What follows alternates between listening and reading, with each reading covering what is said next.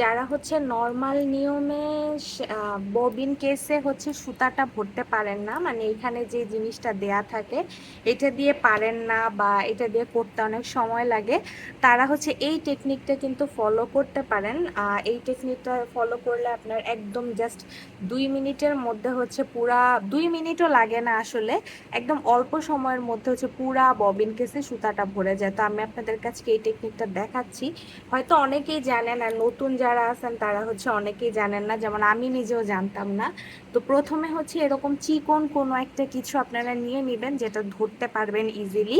তো আমি এটা হচ্ছে এই যে ববিন কেজের এই মাথা দিয়ে হচ্ছে ঢুকাচ্ছি, ঠিক আছে, মানে সুন্দর মতো বসায় নিছি। আর সুতাটা এইভাবে নিতে হবে যাতে সামনের দিক থেকে আসে, নিয়ে জাস্ট আপনাদের এই যে এই সুতাটাকে আমি নিচে রাখলাম, সুতা যাতে সুন্দর মতো ইজিলি হয়। দেন এই যে চাকাটা থাকবে এটার সাথে ববিন কেসটা একদম ভালো মতো লাগাবেন। আর এই যে আপনাদের হাত দিয়ে এই পাশ আর এই পাশ সুন্দর করে এইভাবে এটা সুন্দর করে চাপ দিয়ে ধরবেন। এরকম ভাবে ধরবেন যে জিনিসটা যাতে নড়াচড়া না করে। আমি আপনাদের সুবিধার্থে একটু সাইড করে দেখাচ্ছি।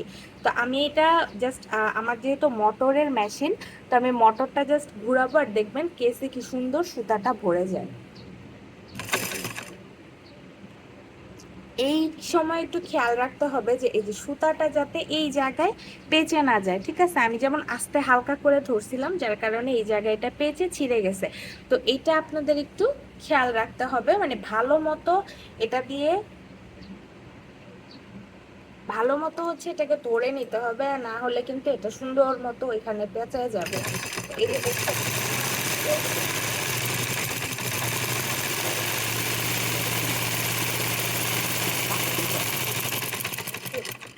দেখাই, এই যে দেখেন একদম ইজিলি অনেক তাড়াতাড়ি কিন্তু এটা হয়ে গেছে।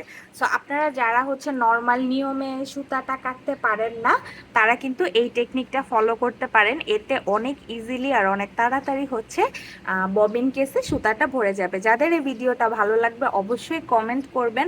আর যদি এরকম ছোট ছোট নতুন কিছু টিপস চান কমেন্ট করে জানাবেন, অবশ্যই আমি আপনাদের সাথে শেয়ার করব। Thanks for watching.